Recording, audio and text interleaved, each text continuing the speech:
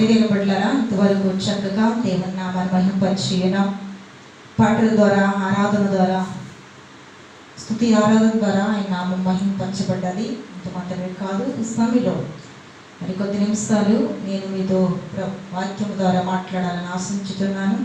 అయితే ఈ సమయంలో ప్రియమైన బిడ్డలారా, వాక్యానికి వెళ్ళబోక ముందు ప్రార్థన చేసుకుందాం. అందరూ కూడా కళ్ళు మూసుకున్నట్లయితే ప్రార్థన. మహాగణ మహోన్నతుడా, గల తండ్రి, పరిశుద్ధ దేవా, వేలాది వందనాలు స్తోత్రాలు చెల్లించుకున్నాం. ఈ సమయంలో ప్రభా ఆయన స్తోత్రాలు ప్రభా, ఈ వాక్యము చెప్పడానికి నేను నిలబడి ఉన్నాను ప్రభానికి స్తోత్రాలు. కేవలం నేను ప్రభా అయా మనుషులు మాత్రమే ప్రభానికి స్తోత్రాలు. అయ్యా నాకేమీ తెలియదు, జ్ఞానం లేని దాన్ని కాబట్టి నాలో మీరుండి అయ్యా నీ సంఘముతో మీరే సూటిగా మాట్లాడమని కూర్చున్న నీ సంఘాన్ని ప్రతి ఒక్క బిడ్డకు కూడా నీ వాక్యము వింటున్న ప్రతి ఒక్క బిడ్డకు కూడా మీరే వినిబుద్ధి పుట్టించి నీ నామానికి మహిమకరంగా ఈ దినం ఆరాధన జరిగించుకోమని యేసు నామములో ప్రార్థిస్తూ అడుగుచున్నాను తండ్రి, ఆమేన్. ఆమేన్. హల్లెలూయా. ఈ సమయంలో ప్రియ దేవుని బిడ్డలారా, మనందరం కూడా బైబిల్ తెచ్చినట్లయితే వాక్యాన్ని చదువుకుందామండి. ఆదికాండం 3వ అధ్యాయం 17వ వచనం. ఆయన ఆదాముతో నీవు నీ భార్య మాట విని తినవద్దనా నేను నీకు ఆజ్ఞాపించిన తింటువు గనుక నీ నిమిత్తం నేల శపింపబడి ఉన్నది. ప్రయాసముతో బ్రతుకు దినములన్నీ దాని పంట తిందువు. చాలండి. హల్లెలూయా, హల్లెలూయా. ఇక్కడ ప్రియదేవుని బిడ్డలారా, చక్కటి మాట ఉంది. ఈ దినము అవసరం ఏంటంటే ప్రియదేవుని బిడ్డలారా, భార్య సలహా భర్తకు క్షేమమా. ఈ దినం అంశం ఏంటండి? భార్య సలహా భర్తకు క్షేమమా.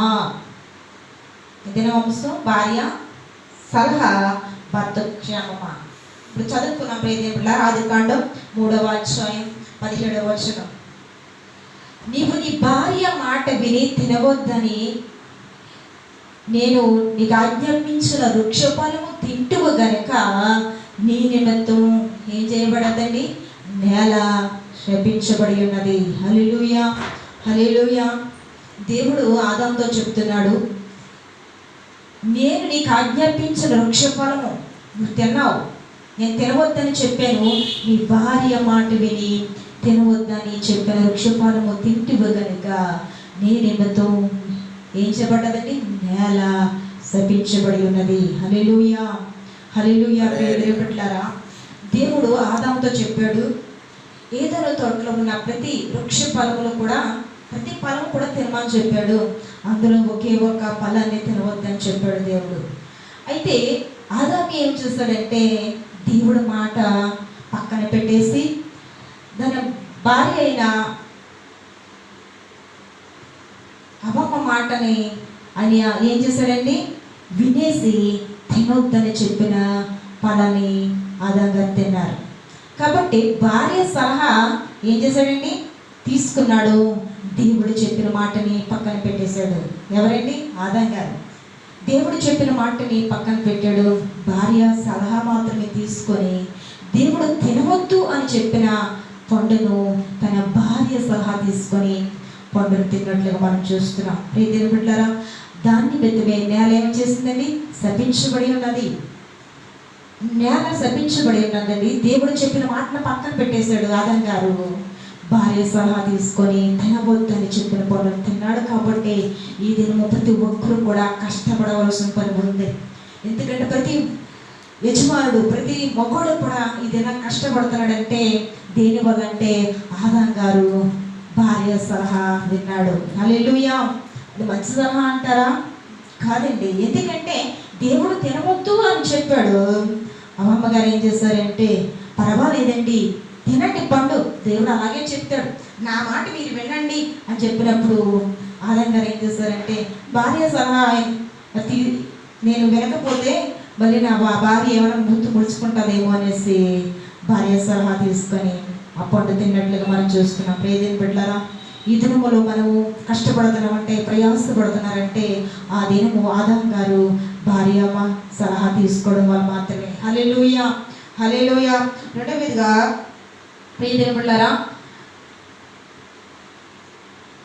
రెండో వాక్యం కూడా చదువుకొని చూడండి. ఎస్తేరు 5:14. అతని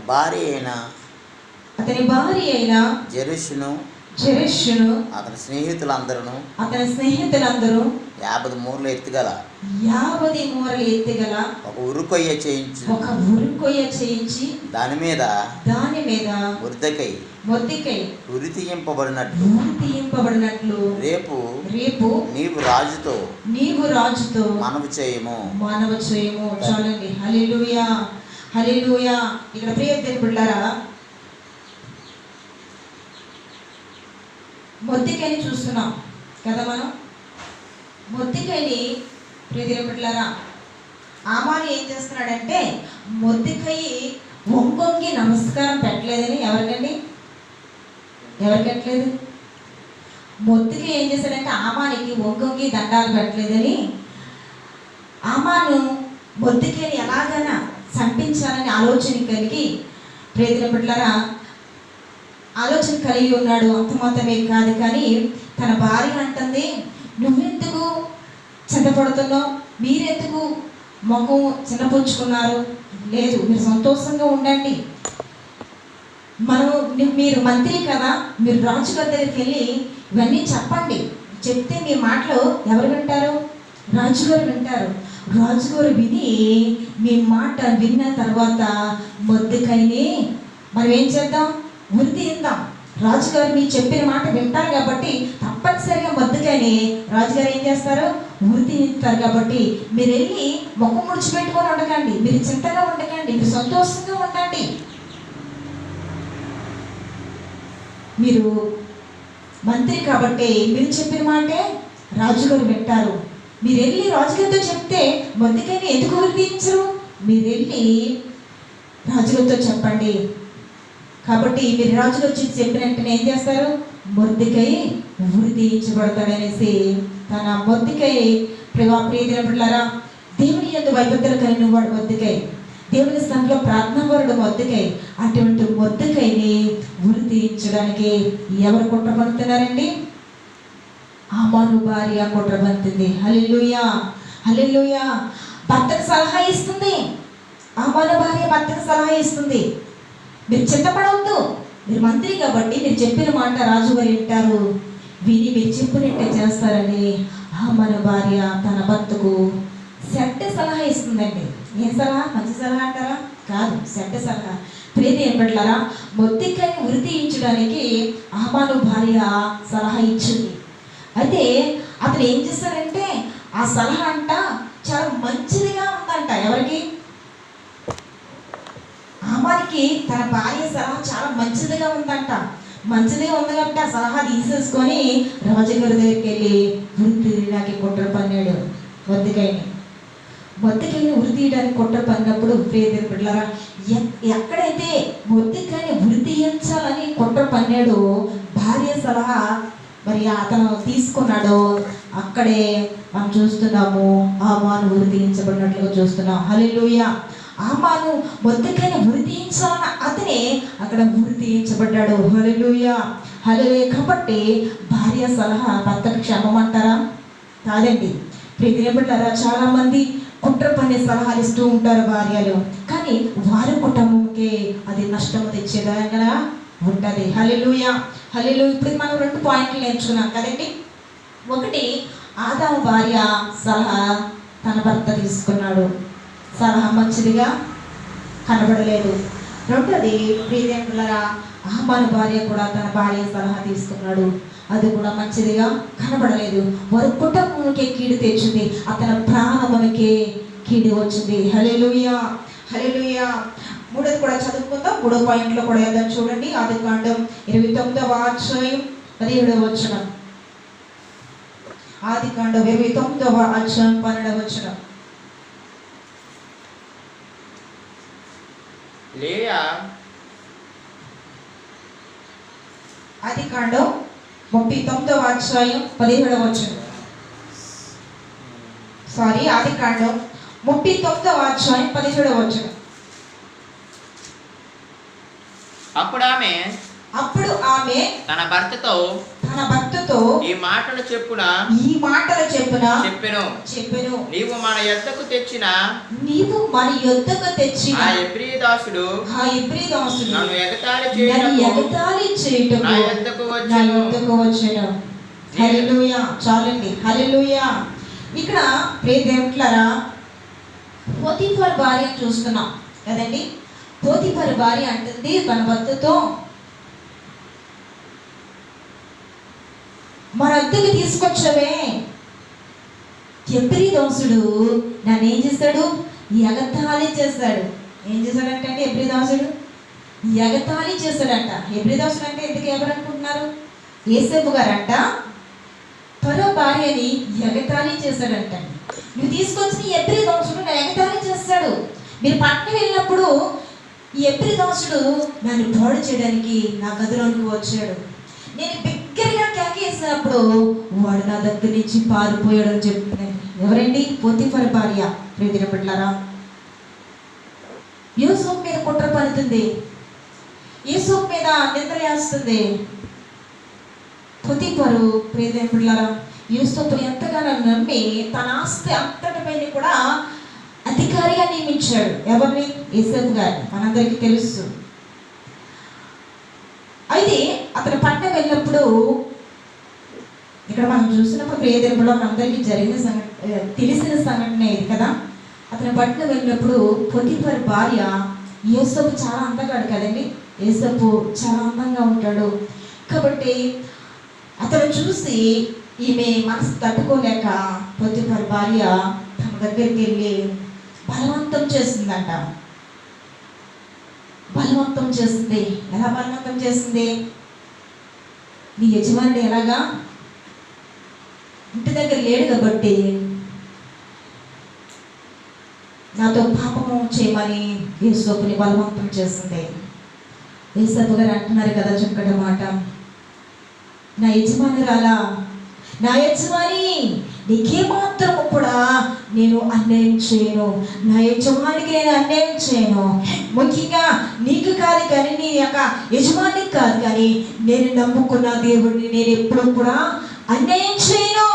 నా దేవుడికి నేను భయపడిన వాడును, నా దేవునికి విరోధంగా నేను పాపము చేయనని యూసుఫ్ గారు పారిపోతే, ప్రియమైన బిడ్డలారా పోతీఫర్ భార్య అంటుంది తన భర్తతో, ఏమండి మీరు పట్టణం వెళ్ళిపోయారు కదా, మీరు పట్టణం వెళ్ళినప్పుడు ఈ ఎబ్రీ దాసుడు నన్ను బలవంతం చేయడానికి నా గదిలోనికి వచ్చాడండి. అయితే నేను అతను నా దగ్గరికి వచ్చినప్పుడు నేను బిగ్గరగా కేక చేశాను. ఏం చేసిందంటండి ఈవిడ? బిగ్గరగా కేక వేసిందంట. అప్పుడు అంట యేసప్ప గారు ఆమె యొక్క నుంచి పారిపోయాడంట. ప్రియమైన బిడ్డలారా, చాలా మంది ఈ రోజుల్లో ఆడవాళ్ళు బలవంతం చేస్తే, ఈ రోజుల్లో మగవాళ్ళు పారిపోయే వాళ్ళు ఎవరు ఉంటారు? పారిపోయేవారు ఉండరు. కానీ యేసోపు నీతిమంతుడు, యేసోపు దేవునికి భయపడిన వాడండి. యేసోపు దేవుని యందు నమ్మిక ఉంచిన వాడు. ఆయన యందు ప్రియదేవులారా ఎంతో నమ్మకం ఉండి ఆరాధన చేస్తున్న యేసోపు ఎలా పాపం చేస్తాడు? చేయడు కాబట్టి పారిపోయాడు. కానీ అది అంట ఈవిడికి ఇష్టం అనిపించలేదంట. ఎందుకంటే ఈవిడ కోరిక తీర్చలేదు కదా యేసోపు గారు. ఈవిడ కోరిక తీర్చలేదని అంటుంది, నీ పని నేను చెప్తాను, నా భర్త రాని నా కోరిక తీర్చలేదు కాబట్టి నీ పని నేను చెప్తాను వేసి తన యజమానుడు వచ్చిన తర్వాత చెప్పి అంటుంది, అయ్యా నువ్వు తీసుకొచ్చిన ఎబ్రీ దాసును నేను ఎగతాళి చేశారు కాబట్టి ఈ ఎబ్రీ దాసును పట్టుకొని ఖైదీలతో పాటు సరసలు వేయించండి. ఎక్కడ వేయించాలంటే అతను పట్టుకొని రాజు ఖైదీలు బంధింపబడు సరసాలలో వేయించెను. హల్లెలూయా, హల్లెలూయా. ప్రియమైన బిడ్డలారా, ఖైదీలు పట్టబడి సరసాల్లో ఉన్నారు. అదే సరసాల్లో ప్రియమైన బిడ్డలారా ఎవరిని వేసేమందండి? యూసుఫ్ గారు ఏమంది. అయితే తన భార్య సలహా తీసుకొని పోతీఫర్ గారు ఏం చేస్తారంటే యూసుఫ్ని సరసాల్లో వేయించారు. సరసాలో వేసిన యూసుఫ్ సరసాలో ఉన్నాడండి. ప్రియమైన బిడ్డలారా, అతను ఎందుకంటే దేవునికి భయపడేవాడు. ఇక్కడ లేదు. ఎవరికి నష్టం కలిగిందంటే భార్య సలహా పోతీఫర్ గారు తీసుకొని యూసుఫ్ని సరసాలో వేయించిన వల్ల పోతీఫర్ గారి ఆశీర్వాదం అంతా కూడా, దేవుడి ఇచ్చే ఆశీర్వాదం అంతా ఆగిపోయిందండి పోతీఫర్కి. ఎవరికి ఆగిపోయిందండి? ఎవరికి నష్టం వచ్చింది? ఏసేవుకు నష్టం వచ్చిందా? ఏసేవుకి నష్టం వచ్చిందా? లేదు. పోతీఫర్ గారికి తన భార్య సలహా విని అంత మంచి, అంత నమ్మకస్తుడినైనా ఏసేవు గారిని సరసలో వేయించడం వల్ల ఎవరు నష్టపోయారు? ఏసేవు గారు నష్టపోయారు? లేదు. పోతీఫర్ గారి ఇంటి మీద వచ్చే ప్రతి ఆశీర్వాదం కూడా దేవుడు ఆపేశాడు. హల్లెలూయా, హల్లెలూయా. ప్రేమ పట్టారు. ఇప్పుడు మనం 3 పాయింట్లు నేర్చుకున్నాం కదా. ఫస్ట్ పాయింట్ ఏంటంటే, ఆదాము ప్రేమ బిడ్డలారా భార్య సలహా తీసుకున్నాడు, అతనికే నష్టం వచ్చింది. ఆమాను భార్య సలహా తీసుకున్నాడు, ప్రేమ బిడ్డలారా అతనికే నష్టం కలిగింది. ఇక్కడ పోతీఫర్ భార్య సలహా తీసుకున్నాడు, పోతీఫర్ ఇంటికే నష్టం కలిగింది. హల్లెలూయా, హల్లెలూయా. 3ది కూడా చదువు ప్రేమ బిడ్డలారా. 4ది కూడా చదువుతా. 4వ పాయింట్లో కూడా వద్దాం. చూడండి, 1వ రాజులు 21వ అధ్యాయం 7వ వచనం. 1వ రాజులు 21వ అధ్యాయం 7వ వచనం.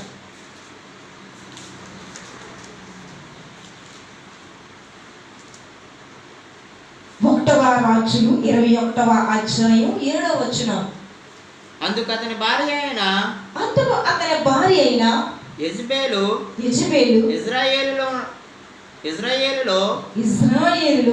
నీవిప్పుడు రాజ్య పరిపాలన చేయుట లేదా? లేచి భోజనం చేసి మనసులో సంతోషముగా ఉండము. నేనే యెజ్రెయేలుడైన నాబోతు ద్రాక్ష తోట నీకు ఇప్పించదనని అతనితో చెప్పెను. హల్లెలూయా. చాలండి. హల్లెలూయా, హల్లెలూయా. ఇక్కడ ప్రియ పిల్లరా అహాబు భార్యను చూస్తున్నాం కదండి. ఎవరి భార్య? అహాబు భార్య. ఏమంటుంది? నువ్వు ఈ రాజ్యానికి రాజువు కదా, మీరు ఎందుకు ముఖం ముడిచిపెట్టుకొని ఉన్నారు? ఈ రాజ్య పరిపాలన అంతా మీ చేతుల్లోనే ఉంది కదా, మీరు ఎందుకు చింతగా ఉన్నారు? లేకండి, మీరు లేచి భోజనం చేయండి, మీ మనసు నిబ్బరంగా ఉంచండి. మీరేది చెప్పితే అదే శాసనం, మీరేది చెప్పితే ప్రజలు అదే వింటారు కదా, మీరెందుకు మరి సిద్ధపడుతున్నారు అనేసి అంటుందండి. ఎవరి భార్య? ఇక్కడ మనం చూస్తున్నాం కదా, ఎవరి భార్య అండి? అహాబు భార్య. హల్లెలూయా, హల్లెలూయా. చెప్తుంది అహాబు భార్య, మీరెందుకు చింతపడుతున్నారు, మీరెందుకు వేదన చెందుతున్నారు? మీరు లేకండి.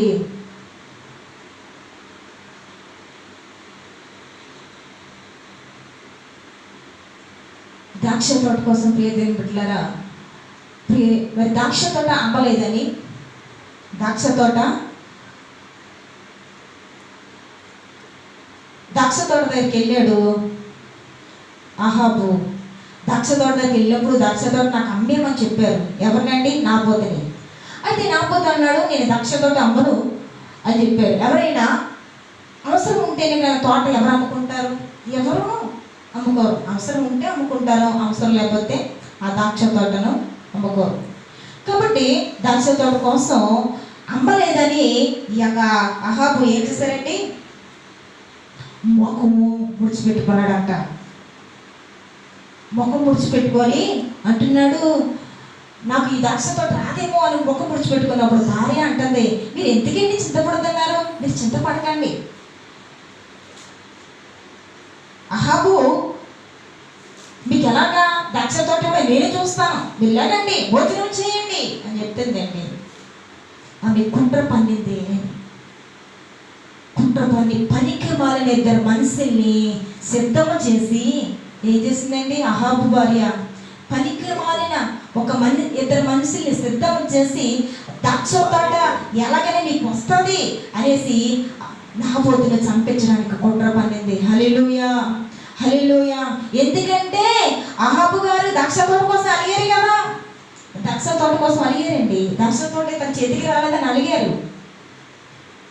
కాబట్టి ఆ తోట కోసము, ఆ తోట ఇతను చంపించేస్తే, నాబోతుని చంపించేస్తే ఆ తోట ఎవరికి వస్తుంది? అహాబుకు వస్తుంది కదా. అందుకోసమని ఆ ద్రాక్ష తోట కోసమని మీ పిల్లలారా అహాబు భార్య కుట్ర పన్నించింది. ఎవరిని చంపడానికి? నాబోతును చంపించడానికి. కుట్ర పండించింది నాబోతును చంపించింది. పనికిమాలిన ఇద్దరు మనుషుల్ని సిద్ధమ చేసి చంపించింది. ఏ స్థలంలో అయితే ప్రియదేవులారా నాబోతును చంపించిందో, ఏ స్థలంలో అయితే నాబోతు రక్తం వచ్చి కుక్కల్లాగేయో, అదే స్థలంలో హెచ్బీలో రక్తం కూడా కుక్కల్లాగినట్లుగా మనం చూస్తున్నాం. హల్లెలూయా, హల్లెలూయా. అహాబు భార్య సలహా మంచిదంటారా? ఒక్కసారి ఆలోచించండి. అహాబు భార్య సలహా మంచిదండి? తన భర్తకు మంచిదిగా అనిపించిందా? ఒక్కరిని పొడి చేయలేని సలహా ఇచ్చింది, ఆమె పొడైనట్లుగా మనం చూస్తున్నాం. హల్లెలూయా, హల్లెలూయా. ఇప్పటికి ప్రియమైన బిడ్డలారా 4 పాయింట్లు నేర్చుకున్నాం కదా, 4 పాయింట్లు. ఈ 4 పాయింట్లో కూడా భార్య సలహాల భక్తులకు క్షేమంగా అనిపించలేదు, వారి కుటుంబానికి క్షేమంగా అనిపించలేదు. హల్లెలూయా. 5వ పాయింట్లో కూడా వెళ్దాం చూడండి. 1వ రాజులు 21వ యోబు 2వ అధ్యాయం 9వ వచనం. యోబు 2వ అధ్యాయం 9వ వచనం.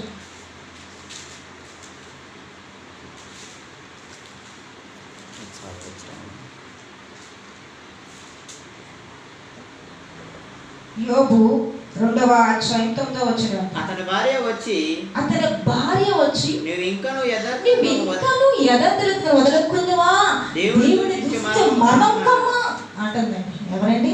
యోబు భార్య. యోబు భార్య ఎంత మంచి సలహా ఇస్తుందో తన భర్తకి. యోబు భార్య అంటుంది, నువ్వు ఇంకను యథార్థత వదలకుందువా, దేవుని దృష్టి మరణం కమ్మా. యోబు భార్య అండి. నువ్వు ఇంకా దేవుడికి ప్రార్థన చేస్తున్నావు ఎందుకు? ప్రార్థన చేయకు. ఇంకా నువ్వు ఏమి నేను పూజిస్తున్నావు ఎందుకు? నువ్వు పూజించుకో. ఇంకా నీ నీతిని విడిచిపెట్టవెందుకు? నీ నమ్మకాన్ని ఎందుకు ఇంకా విడిచిపెడతలేదు? విడిచిపెట్టి దేవుని దూషించి మానవకము ఎలాగ చచ్చిపోతావు కాబట్టి, నువ్వు ఇంకెలాగ బ్రతకు కాబట్టి. ఎందుకంటే నీకు వచ్చిన వ్యాధి అటువంటిది. నీ శరీరం అంతా కూడా కురుపులే, ఎక్కడైనా స్వస్థత లేదు కాబట్టి నువ్వు ఎలాగా చచ్చిపోతావు. చచ్చిపోయేవాడు అలా చచ్చిపోతావు కాబట్టి నువ్వేం చేయాలి? దేవుని దూషించే మానవకము అంటుందండి. ప్రీతిని బిడ్డలారా, దేవుని దూషించి ఏం చేయాలంట? మానవకమ్మాలంట. ఆయన అన్నాడు అక్కడ చక్కటి మాట అంటున్నాడు. ప్రీతిని బిడ్డలారా, యోబు నోటు మాటతో కూడా ఆయన పాపం చేయలేదండి. మూర్ఖురాలు మాట్లాడుతీవి అన్నాడండి. ఏమన్నాడండి? మూర్ఖురాలు మాట్లాడుతీవి అన్నాడు, కానీ మురికిరాలా అనలేదు. యోబు మాటలో కూడా అతను ఏం చేయలేదు? పాపం చేయలేదు. యోబు భార్య ఏమంటుందండి? చచ్చిపోయేవాడు అలాగే చచ్చిపోతావు. భర్త క్షేమం అలా కోరుకుంటుందండి భార్య. ఒకసారి ఆలోచించండి. ఈ లోకంలో భార్యలు కూడా చాలా మంది అలా ఉంటారు. ఎందుకంటే నన్ను కొడతాను కాబట్టి నువ్వు ఎప్పుడు చెప్తావో, నన్ను ఇలాగా కొడతానంటూ ఎప్పుడు చెప్తావు అనేసి ఈ లోకంలో భార్యలు కూడా అందరూ ఉంటారండి. కొంతమంది ఉంటేనే ఉంటారు. యోబు భార్యనే కాదు, ఇక్కడ మనం చూస్తున్నాం. ప్రియదేవులారా, యోబు భార్య సలహా మంచిదిగా అనిపించిందా? మనకైతే మంచిదిగా అనిపించలేదు కదా. వింటున్న మనకి, వాక్యం చదువుతున్న మనకి మంచిదిగా అనిపించలేదు. యోబు కూడా మంచిది అనిపించలేదు. ఎందుకంటే భార్య సలహా తీసుకున్నాడా యోబు? తీసుకున్నది. ప్రియదేవులారా, ఈ నలుగురిని చూసినప్పుడు భార్య సలహా తీసుకున్నారు, కానీ ఈ మనం యోబుని చూస్తున్నప్పుడు భార్య సలహా తీసుకోలేదండి. నోటితో కూడా ఏం పాపం చేయలేదు యోబు గారు. ఎందుకంటే అతడు న్యాయవంతుడండి. యోబు 1వ వచనం ఉంటుంది కదా, యోబు యూజు దేశం ముందు యోబు అని ఒక మనుషుడు ఉండేను. అతడు న్యాయవంతుడు, యథార్థవంతుడు, న్యాయవంతుడు, దేవుని యందు భయభక్తులు కలిగి చెడుతనాన్ని ఏం చేసినాడు అంట? విసర్జించిన వాడంట. హల్లెలూయా. అటువంటి యోబు దేవుని ఎవరు దూషిస్తాడు? ప్రియదేవులారా, దేవుణ్ణి దూషించుడు. యోబు భార్య ఎంత సలహా ఇచ్చిందో భర్తను చచ్చిపోమంటుందండి. అది మంచి సలహా అంటారా? లేదు. మరి ఈ 5గురు చూసినప్పుడు ఈ యొక్క 5గురు కూడా ప్రియదేవులారా, మరి ఇప్పుడు 5 పాయింట్లు నేర్చుకున్నాం కదా. ఈ 5 పాయింట్లో కూడా ఈ 5గురు భార్యలు కూడా తన భర్తలకి మంచి సలహా ఇచ్చారా? లేదండి. ఈ 5గురు కూడా చెడ్డ సలహాలు మాత్రమే ఇచ్చారు కదా. కూడా భార్య సలహాలు భర్తలకు క్షేమంగా అనిపించలేదు కదా. భార్య సలహా తీసుకుని వారి కుటుంబంలో మరి కీడుతో చూసినట్లు మనము చూస్తున్నాం. అందులో పేద పిల్లరా, మరి ఈ 5 కూడా 5 పాయింట్లు నేర్చుకున్నాము. ఈ 5 పాయింట్లో కూడా భార్య సలహా భర్తకు క్షేమంగా అనిపించలేదు. 6 పాయింట్లో కూడా వద్దాం చూడండి. దానియేలు 5వ అధ్యాయం 10 నుంచి 12 వచనాలు. రాజునకును అతని అధిపతులకును జరిగిన సంగతి రాణి తెలుసుకొని ఇంటి గృహమునకు వచ్చి ఇట్లా నేను రాజు చిరకాలం జీవించిన గాక నీ తలంపులు నిన్ను కలవరపడనీయకుము, నీ మనసు నిబ్బరంగా నుండనిమ్మని రాజు. చదవండి. నీ రాజ్యంలో ఒక మనుషుడు ఉన్నాడు, పరిశుద్ధ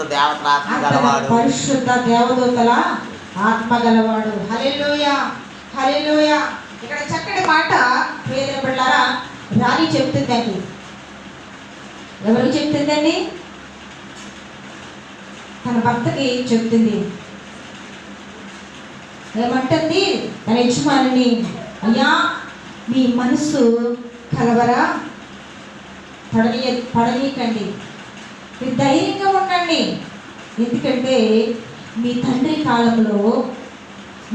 కాలంలో దైవ జ్ఞానం వంటి జ్ఞానం గల ఒక మనిషిని మీ తండ్రి కనుక్కున్నారు. దేవదూతల ఆత్మ గలవాడంటే ఎవరండి? దానియేలు. మంచి దాసుని మీ నాన్నగారి మీ తండ్రి కాలంలోనే కనుక్కున్నారు కాబట్టి మరి ధైర్యంగా ఉండండి, మీ మనస్సును కలవరపడనీకండి అంటుందండి సిస్టర్ భార్య. మీరు ధైర్యంగా ఉండండి అంటుందండి. ఎందుకంటే సిస్టర్ రాజుగారు ఒక చేతిరాతను చూస్తారు కదా, చేతిరాతను. ఆ చేతిరాత ఏంటో మనందరికీ తెలుసు. మేనే టేకెన్ ఓ ఫార్సిన్. ప్రీతి బిడ్డలారా, చేతిరాతను చూస్తున్నప్పుడు అతని మనస్సు చాలా కలవరం చెందుతుంది. ఈ చేతిరాత ఏముందో అని అతని మనసులో చాలా భయపడుతున్నాడు, చాలా దుఃఖపడుతున్నాడు, చాలా వేదన చెందుతున్నాడు సిస్టర్ రాజు గారు. ఏమప్పుడు అంటుంది, మీరు ఎందుకు మీ మనసును కలవరపడనిస్తున్నారు? మీరు ధైర్యంగా ఉండండి. మీ తండ్రి కాలంలోనే ఒక మనిషిని కనుక్కున్నారు మీ తండ్రి గారు, కాబట్టి మీరు ధైర్యంగా ఉండాలి అనేసి ఆమె చెప్తున్న రాణి గారు. హల్లెలూయా, హల్లెలూయా. ప్రీతిని బిడ్డలారా, ఖైదీలను జ్యోతిష్కులను కారణ ఇజ్జిగల వారి మీద 3వ అధిపతిగా నియమించారంట. ఎవరినండి? దానియేలు గారిని. ఎందుకంటే అతని కలలుగా భావం చెప్తాడు, జరగబోయే సంఘటనలు చెప్పే దానియేలు గారు. ప్రీతిని బిడ్డలారా, మరి మనం చూసినప్పుడు 3వ అధిపతిగా బెల్షస్సర్ రాజు గారి తండ్రి కాలంలోనే 3వ అధిపతిగా నియమించారు. కాబట్టి రాణి అంటుంది, మీరు ధైర్యంగా ఉండండి. ఎందుకు? మన రాజ్యంలో ఒక మనుషుడు ఉన్నాడు, మీ చేతిరాత ఏమిటో ఆయన చెప్తారనేసి తన భర్తకు తన భార్య మంచి సలహా ఇస్తుంది కదండి. తన భర్తతో అంటుంది, మీరు ధైర్యంగా ఉండండి. ఎందుకంటే మన రాజ్యంలో ఒక మనుషుడు ఉన్నాడు కదా, మీ కళలకు భావం చెప్పే వ్యక్తి, ఆ చేతిరాత ఏమిటో చెప్పే వ్యక్తి ఒక మనుషుడు ఉన్నాడు కాబట్టి మీరు ధైర్యంగా ఉండండి తన భర్తకి మంచి సలహా ఇచ్చినట్లుగా మనం చూస్తున్నాం. ఎవరి భార్య? బెల్షస్సర్ భార్య. హల్లెలూయా, హల్లెలూయా. ప్రియమైన బిడ్డలారా, బెల్షస్సర్ భార్య మంచి సలహా తన భర్తకి ఇచ్చిందండి. హల్లెలూయా, హల్లెలూయా. రెండోది కూడా చూడండి. ఇప్పటికి మనం 6 పాయింట్లు నేర్చుకున్నాం కదా, 7వ పాయింట్లో కూడా వద్దాం. మత్తయి సువార్త 27వ అధ్యాయం 19వ వచనం. మత్తయి సువార్త 27వ అధ్యాయం 19వ వచనం. అతని న్యాయపీఠం మీద కూర్చుండి ఉన్నప్పుడు అతని భార్య నీవు ఆ నీతిమంతుని జోలికి పోవద్దు, ఈ ప్రొద్దు ఆయనను గూర్చి నేను కలలో మిక్కిలి బాధపడుతున్నని అతని యొద్దకు వర్తమానం పంపెను. హల్లెలూయా, హల్లెలూయా. చాలండి ప్రియమైన బిడ్డలారా, ఇక్కడ చక్కటి మాట చెప్తుంది. పిలాతు భార్య ఏమైందంటే పేదల బిడ్డలారా,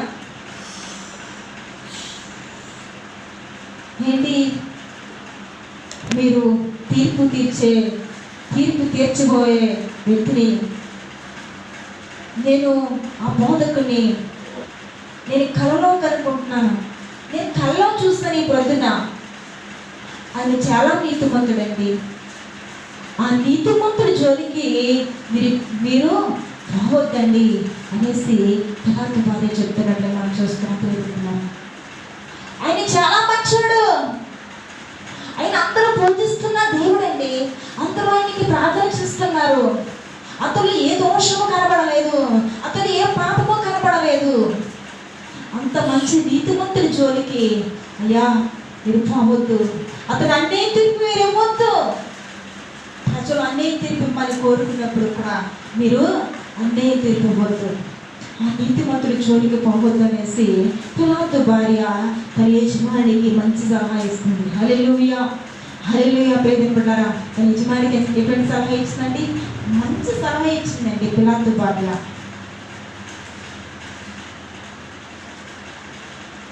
మనం ఇప్పుడు 7 పాయింట్లు నేర్చుకున్నాం కదా.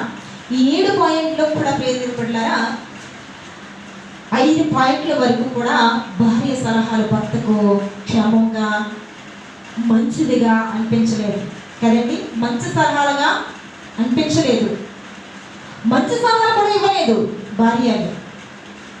ఈ 2 పాయింట్లు మనం వచ్చినప్పుడు 5 ప్రియమైన 6-7 పాయింట్లో బెల్షస్సర్ భార్య సలహా మంచిదిగా అనిపించింది, పిలాతు భార్య సలహా మంచిదిగా అనిపించింది కదా. ప్రియమైన ఆదాము భార్య మొదలుకొని యోబు భార్య వరకు కూడా చెడ్డ సలహాలు ఇచ్చినట్లుగా మనం చూస్తున్నాం కదండి. ఆదాము భార్య మొదలుకొని యోబు భార్య వరకు కూడా చెడ్డ సలహాలు ఇచ్చినట్లుగానే మనం చూస్తున్నాం.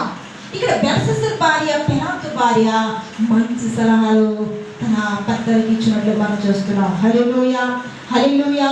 ఈ 5 సలహాలు మరి వారి చెడ్డ సలహాలు ఇచ్చారు, వారి చెడ్డ సలహాలు వారు తీసుకొని వారి కొంప వారి ఉంచినట్లుగా వారి నాశనం తెచ్చుకున్నట్లుగా మనం చూస్తున్నాం. ఇక్కడ మనం చూస్తున్నాం పిలాతు భార్య అని, బెల్షస్సర్ భార్య అని పేరు వారు తన యజమానుల క్షేమము కోరి మంచి సలహాలు ఇచ్చారు. హల్లెలూయా, హల్లెలూయా. ఈ లోకంలో జీవిస్తున్న నీవు, విశ్వాసంగా పిలువబడుతున్న నీవు నీ భర్తకి ఎటువంటి సలహా ఇస్తున్నావు? మంచి సలహా ఇస్తున్నావా? ఆదాము భార్య లాగా చెడ్డ సలహా ఇస్తున్నావా? ఒక్కసారి నువ్వు ఆలోచించుకో. బెల్షస్సర్ భార్య లాంటి మంచి సలహా ఇస్తున్నావా? యోబు భార్య లాంటి చెడ్డ సలహా ఇస్తున్నావా? నువ్వే సలహా ఇస్తున్నావు నీకు మాత్రమే తెలుసు.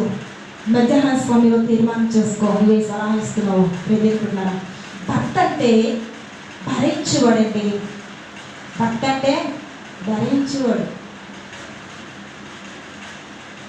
భర్త అంటే బాధించేవాడే కాదు, కష్టమైన నష్టమైన వ్యాధైన భరించేవాడిన భర్త అంటే. అంతేగాని ఈ రోజుల్లో భర్తలు కొంతమంది భరించేవాడిగా ఉంటున్నారు, కొంతమంది భర్తలను చూసినప్పుడు బాధించేవారుగా కూడా మనము చూస్తున్నాం. భర్తని ప్రియమైనవారా మనం చూస్తున్నాం. భర్త అంటే భరించేవాడు, అంతేగాని బాధించేవాడు కాదు. ఈ రోజుల్లో కొంతమంది భర్తలు బాధించేవారుగా ఉంటున్నారు కానీ భరించేవాడుగా ఉండలేదు. భర్తలైన ప్రతి ఒక్కరు కూడా భరించేవారుగా ఉండాలి కానీ బాధించేవారుగా ఉండకూడదు. కాబట్టి మనము మన భర్తలు భరించే భర్తలకు మీరు కూడా మంచి సలహాలు ఇచ్చేవారుగా మీరందరూ ఉండాలని ప్రభు పేట మీకు మనం చేస్తూ ఈ యొక్క వాక్యము దేవుడు దీవించి ఆశీర్వదించును గాక. ఆమేన్. ప్రార్థన చేసుకుందాం. ప్రియమైన బిడ్డలారా అందరూ కలుగుతున్నట్లయితే ప్రార్థన. మహాగణ మహోన్నతుడా, శ్రోమల తండ్రి, పరిశుద్ధాత్మ దేవా, నీకు వేలాది వందనాలు స్తోత్రాలు చెల్లించుకుంటాం. ఈ సమయంలో ప్రభా మేము భార్య సలహా భర్త క్షేమమా అన్న అంశం మీద అయ్యా బిడ్డలతో కొన్ని నిమిషాలు నేను మాట్లాడి ఉన్నాను ప్రభా, స్తోత్రం.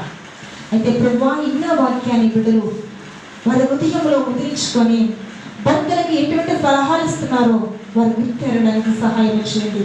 ఎందుకంటే మేము ఇప్పుడు వాక్యాలు మేము విన్నాం, ఆదాము భార్య మొదలుకొని యోబు భార్య వరకు కూడా చెడ్డ సలహాలు ఇచ్చినట్లుగా చూస్తాం ప్రభా. బెల్షస్సర్ భార్య, పిలాతు భార్య మాత్రమే మంచి సలహాలు ఇచ్చినట్లుగా మేము చూస్తున్నాం. కాబట్టి మేము ఈ 5 లక్షణాలు మాలో ఉన్నాయేమో తీసివేసి ప్రభా ఈ ఇద్దరు లక్షణాలు బెల్షస్సర్ భార్య పిలాతు భార్య లాంటి మంచి మనస్సు మా సంఘము మేము కలిగి ఉండి నీ సన్నిధిలో నీతిమంతులుగా నడుచుకునే కృప మా అందరికీ దయచేయమని యేసు నామములో ప్రార్థిస్తూ అడుగుచున్నాను తండ్రి. ఆమేన్. ఆమేన్. హల్లెలూయా.